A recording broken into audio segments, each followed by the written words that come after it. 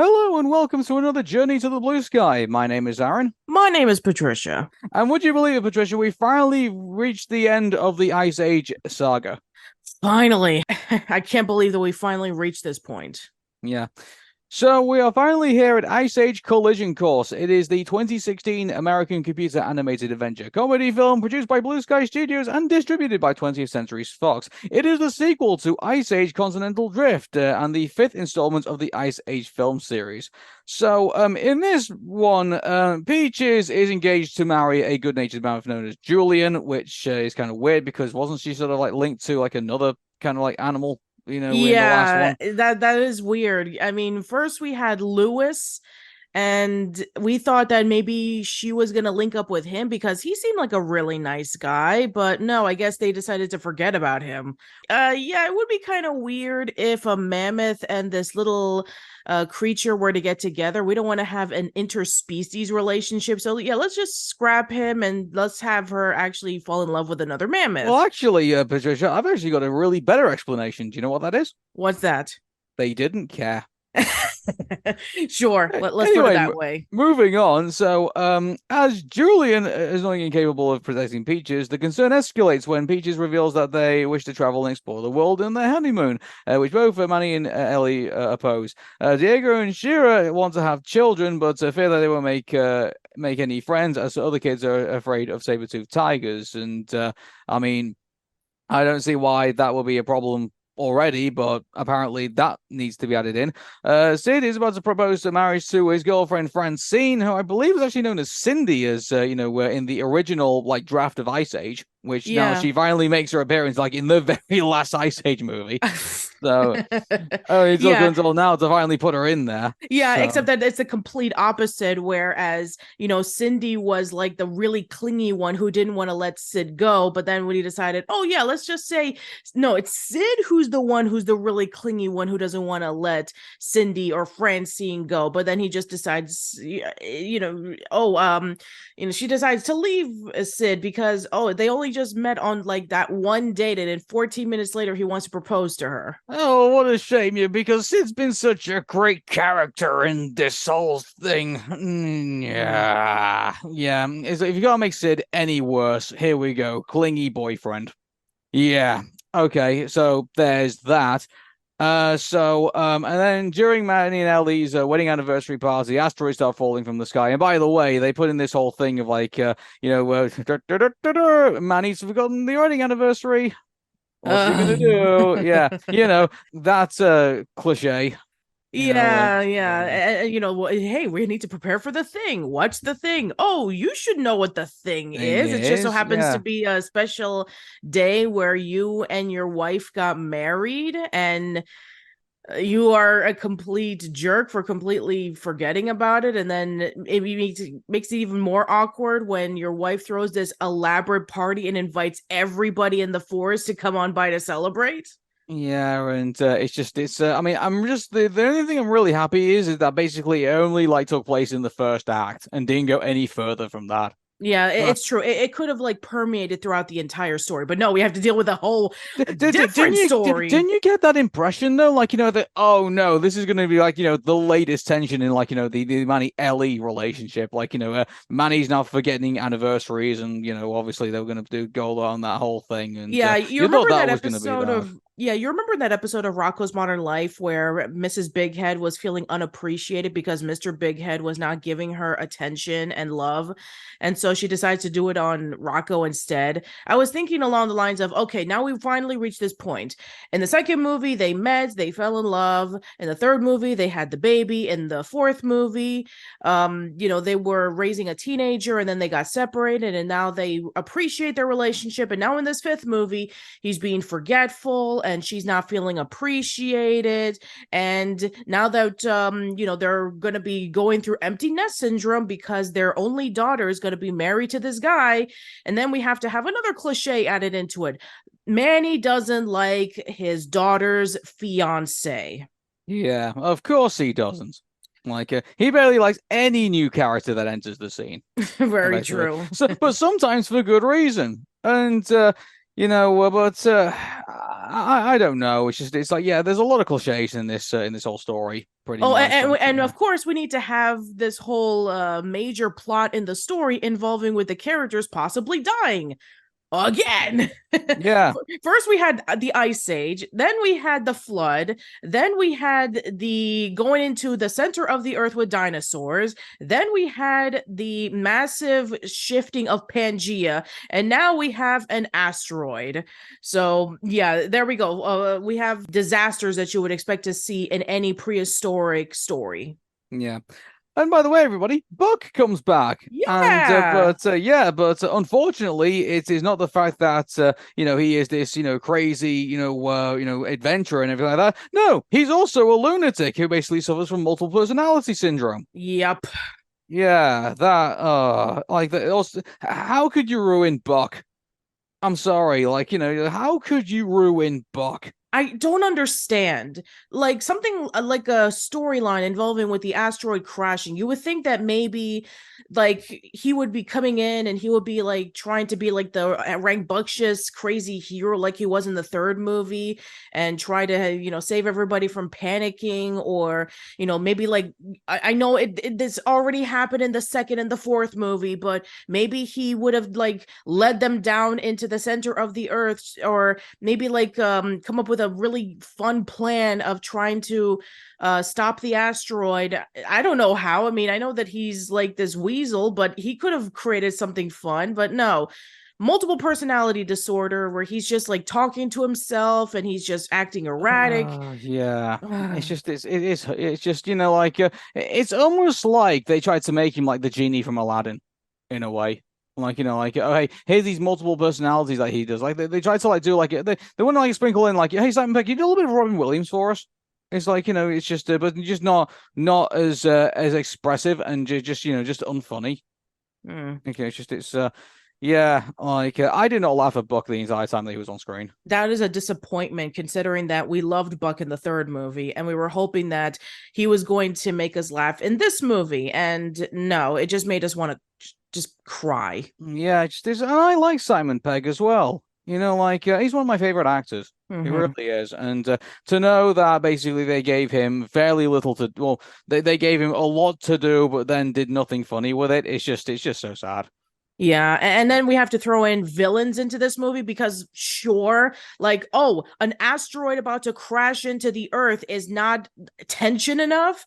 We need to throw in these egg eaters, which by the way, you remember when I made that comparison to like the Land Before Time movies when I was comparing the situation with Ducky and Spike over to what maybe Ellie's is. Well, apparently we have to do that with the villains because they're very similar to Land Before Time 2, where you have a whole bunch of egg eaters who want to be able to just go over to different families, steal eggs, and then we have one of them who doesn't want to be an egg eater, and the other ones are saying, no, we have to because this is who we are. This is our species. And then we have to also include in the scene where the main characters try to stop them from eating the eggs. So yeah, and I thought that Captain Gut was bad. I mean, sure, he was like a generic pirate, but he didn't like feel derivative from like other dinosaur movies that we've seen before. But no, in this installment, they're very similar to the dinosaurs from Land Before Time 2, a direct-to-video movie that came out over like 20 years ago. Yeah, and by the way, like these villains were not needed because we already had what I believe could have been a good villain. You know who that was? What's that? The Shangri Lama. Yeah, there you go. The Shangri Lama. Oh Yeah. boy. Like, where do we He start with him? Yeah, I mean, like, well, I mean, here's the thing, like, so he's basically the leader of, like, quote unquote, Geotopia. So basically, anyway, we're getting ahead of ourselves. So basically, what it is these asteroids apparently that are coming down are effectively like, electromagnets. So, like, they all like cling to one another. So the idea is, in order to get the asteroid to, like, move away from the Earth, they're going to launch the giant Geotopia into the sky and then get it to basically use its magnetism to basically move away from the Earth. Which, I mean, I get that it's a cartoon, but I guarantee most astrologists will probably, not tell you that is not going to be, that is just not possible from where they are, effectively. Like, this is less plausible than Armageddon. Yeah, It really is. yeah, and Armageddon is about getting a whole bunch of drillers up into an asteroid, drilling a massive hole, putting a bomb in there, and having it explode right before it hits the Earth. It Yeah. is that levels of ridiculousness. It is, yeah, and Yeah, and I thought less that Bruce in Willis, unfortunately, as well. So yeah, and it is not as like obscene as compared to like Land Before Time 10, where the whole point of that movie was the long necks are going on a long migration because they feel like they're destined to stop get this, a solar eclipse, which they think is the sun crashing into the earth, and they have to be able to hold it with their heads so that it can be able to prevent it from destroying the earth, and so things can get back to normal. yeah. Anyway, the argument I was making before about the villains, like again, these villains were not necessary because we already had, in my opinion, they should have made Shangri Lama the villain, and the way that they should have gone about this is that so with these generic villains that they had, which by the way, actually, to be fair to, I mean, I mean, we get ahead of ourselves in that regard. To be fair to the generic villains, is that at least they don't stay villains. At least they try and help out at the end. At Yeah, least, they in they regards to do. that. But the one thing I would say is that again, even though they had this kind of like changeover in their evolution of their character, I still feel like they were unnecessary. What should have probably happened is that Shangri Lama should have been like the one who said, "Oh no, the asteroid isn't falling from the sky, and we're all going to be fine." And like everybody within Geotopia is just going to be convinced that, "Oh yeah, everything's going to be okay." And they don't have to do anything, and it's up to the whole gang to try and convince everybody. Oh, hey, you got to stop all of this from happening. And so in a way, like have this whole commentary about like with these like believing in things that that's is affecting like this whole society, like this whole group think. They think, oh yeah, there's nothing going on. When in actual fact, there's like a giant asteroid that's like, hit everybody and about to kill everyone and Yeah. stuff. And like, so it's about like denying reality effectively and all of that. And like cult thing. They could have easily done that Yeah, effectively with an that, and it would interesting have been social commentary on cults. yeah, exactly. And the fact that they were going to end up like causing death like, across the whole planet. Yeah, Yeah, and about maybe they could have made the argument about that, having an asteroid coming in is a good thing because the asteroids is what kept them alive in the first place.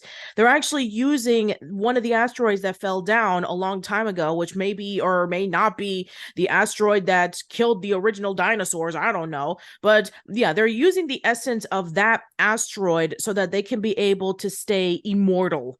I don't know how that works, to be quite yeah. honest. Like, here's the thing, like, here's how the story should have been led out. And indulge me if you will, Patricia.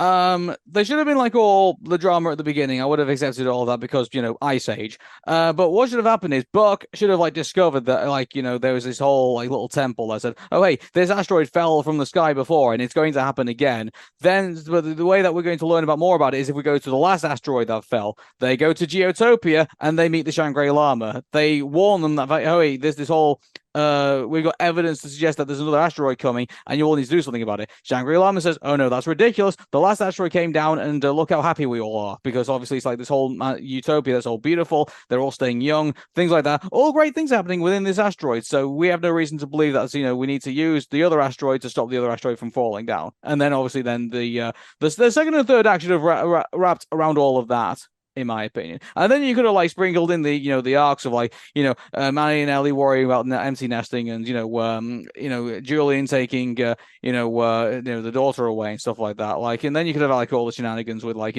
Sid and Brooke, and then you could have like Crash and Eddie just being stupid, and then you have Buck. But not being crazy, but kind of like doing like what he normally did in the first time that we met him.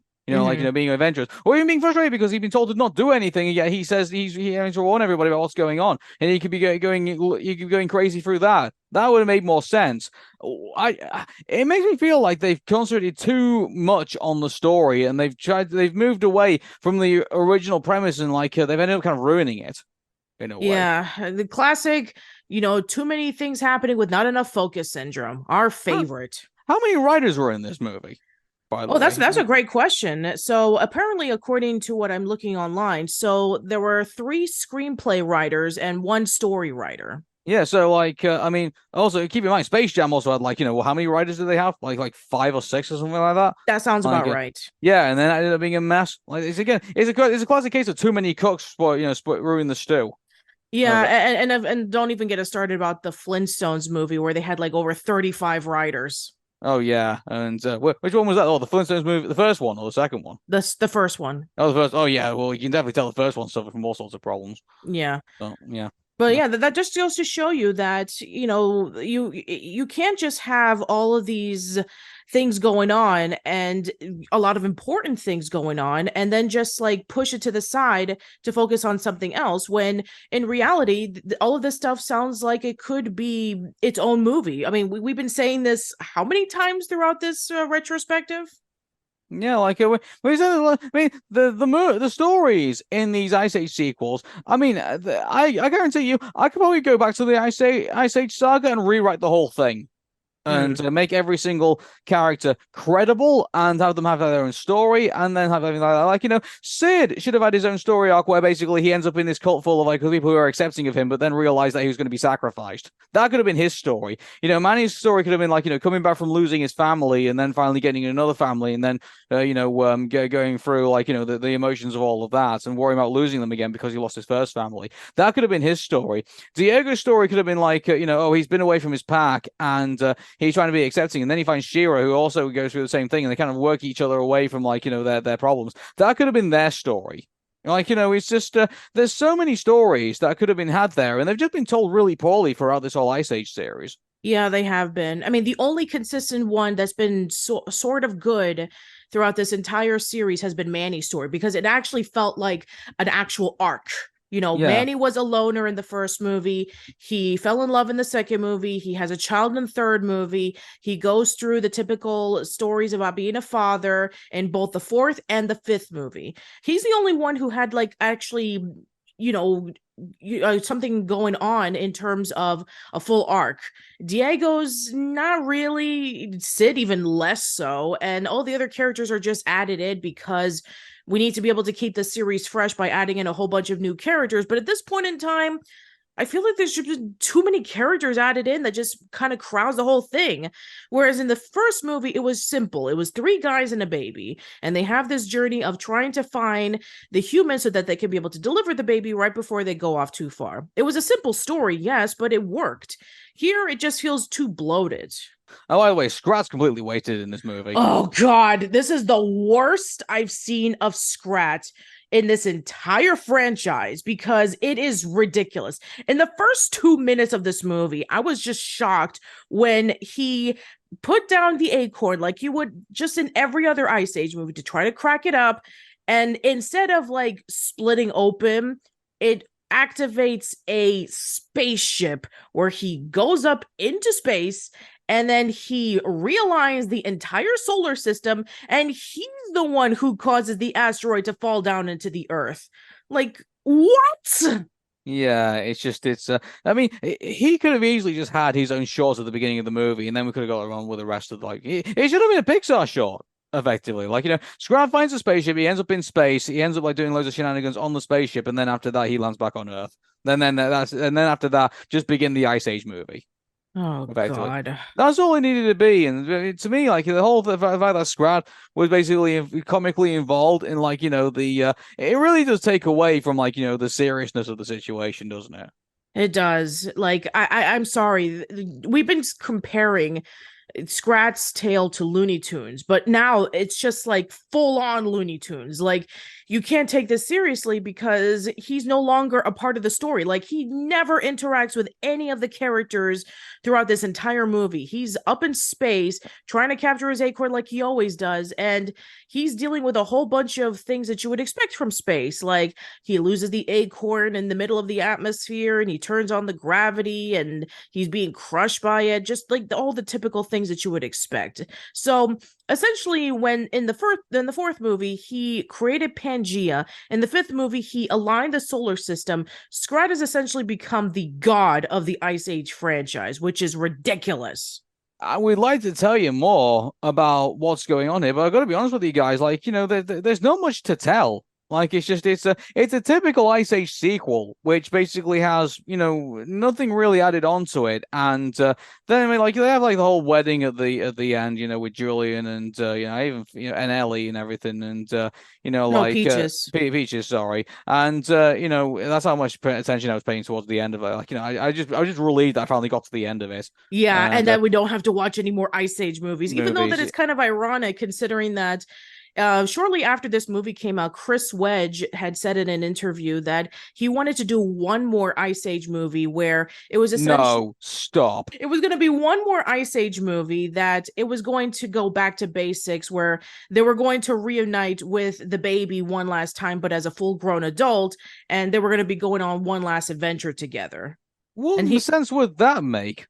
he said he wanted to go full circle toward the ending because he felt like he had wanted to see more of what he experienced watching from the first movie, where it was about these three guys, and they they rescued this baby, and now people were like wondering, where's the baby been all this time? We want to be able to see the baby all grown up, and he was going to Something do that. that's what we said about Boo in Monsters Inc. And we'll never know the answer as Yeah, far as I'm and in concerned. this case, we'll never know the answer either because this would be the last Ice Age movie ever.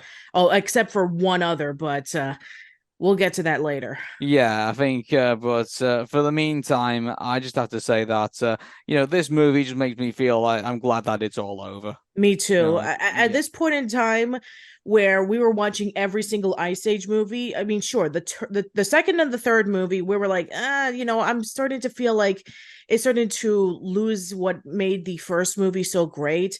The fourth movie kind of picked itself a little bit better, but it still felt derivative from the previous movies. And then the fifth one just basically ruined it. Like, I knew from the very get-go on why people were complaining and complaining so much about the Ice Age franchise ending. And at this point in time, this is when Ice Age was seen as like a terrible franchise. It even ruined the reputation of the first movie. And this is at the point in time in which animation fans did not take Blue Sky Studios seriously. And to be quite honest, around this time in 2016, I don't blame them. There were so many amazing movies that came out around that time period that just overshadowed everything. Like, Zootopia came out in 2016. Your Name came out in 2016. Kubo and the Two Strings came out in 2016. So yeah, there were so many amazing movies that came out in 2016 that just left it in the dust. And as I mentioned, a few times, in which like these Ice Age movies would be like in like number one or number like the top five of the highest grossing selling animated films of its time. This one didn't do so much. It only made about $400 million, which was literally like half the amount of money that both the third and the fourth movie make. So I can see why a lot of people just were like done with this franchise, and the critics were not very kind to it either. They said it was unfunny, they said it felt derivative, they didn't really take it too seriously compared to what other studios at the time were doing. So yeah, the writing was on the wall that Ice Age was done. Yeah, and thank goodness it was done. I Like, agree. I'm so, what's disappointing about Ice Age is that, I hate seeing movies where there are good ideas there, but for whatever reason, they just don't want to realize them, or they park them to one side, or it's just a funny segment. Like, I've got to be honest with everybody, like, the Ice Age franchise, I think, is probably one of the most frustrating, film series that I probably watched. Don't get me wrong, I like the first one, and there was something there, but then as we started kind of going along, I felt like there were ideas that could easily have really been if it was properly written. And who knows, maybe I might do a video one day where I say, okay, this is how I would do Ice Age, and I feel like if they concentrated more on the good ideas and left out the bad ideas, we probably could be seeing a lot more kind of with Ice Age. I To be honest agree. with you, yeah. I think if they focus more on the story and on, proper character development, I think that we could have had like a major franchise here. I think that Ice Age would still even be going on today. But unfortunately, no, it just basically focused too much on the slapstick and the humor and maybe to an extent like the animation, because I mean the one thing that I will say about each and every single Ice Age film is that throughout every single installment they kept looking better and better and better, but the story and the characters are the ones that people are going to be gravitating towards. That's why people fell in love with the first movie, because yes, the animation wasn't on par compared to like what Pixar, DreamWorks, and other studios were doing at the time, but the reason why it's still beloved to this very day is because the characters were great. The storyline, sure, was simple, but a lot of people really gravitated towards it. And also, it had a lot of serious moments where you can be able to say, hey, this isn't just geared towards kids. You remember when they did serious moments? You remember that scene in which when Manny was looking at the wall of the drawings and he was reflecting on what his childhood was, where his family were killed by hunters, and when he was like comparing what the baby was going through, and also the seriousness of Lesotho wanting to tell Diego to grab the baby and kill him, but then he himself goes through a lot of turmoil about whether he should do it or not. I miss that in the Ice Age movies. They completely removed every single serious moment or sad moment and then just focus on the humor. Oh man, that's such a disappointment. What else can we say, guys? I mean, the only other thing I would say is that, compare this to the Toy Story series and the Shrek series. I mean, out of all the three, I think Ice Age probably comes out the worst. Yeah, even you want to know even something? I mean, there's also like the Kung Fu Panda series and the Madagascar series, which also had 3 installments. Those ended up better than Well, no, this. I mean, Ice Age had 5 installments. I mean, Kung Fu Panda's only had 3 installments so far. We are going to get the fourth movie, but I mean, the way that they're making out at the minute, I think it's going to end up being a Creed situation where, they'll start before and then concentrate on another Dragon Warrior from the Mm. looks of it. So I Yeah, think I that's guess where that's that's true. going. And Yeah, again, and as for Madagascar, they did the 3 movies and then they just focus on the penguins. yeah, who knows? Anyway, I think we better rate this, don't you? So, If we must. well, I mean, the only good thing I can really say about it is that this is the end of the Ice Age series. So, I mean, I guess animation, I guess, is on par. Unfortunately, we have a story that I mean really needed some more work, and the characters unfortunately don't really evolve any further than they do. I mean, Manny, as you say before, has probably been the only story we've kind of enjoyed out of this entire thing. So, which probably isn't saying much for like everybody else that's involved in all of this. So, unfortunately, 3.5 out of 10, I think I have Mm. to say. Yeah, I'm gonna say the same thing. 3.5 out of 10. It's such a massive disappointment that the Ice Age films pretty much ended right here, where it just was bloated. It wasn't funny. There wasn't a lot of focus with any of the major characters. Not a lot of story arcs going on, and also the whole Scrat segments were just like too ridiculous for its own good. I know that Scrat was the popular character. I know that everybody loved Scrat shenanigans, but there's a time in which you can go a little bit too far. It jumped it even higher than a shark. It went up into space. Yeah, it's just Anyway, it's but yeah, all I have to say is that I'm just so let down of how Ice Age came to be. It started off really simple with just 3 guys and a baby, and then it just had like a whole group of people that doesn't get any further development other than just being two-dimensional, and a storyline that could have used a lot more work, and something that could have like been a serious contender of like a way to finally ended off.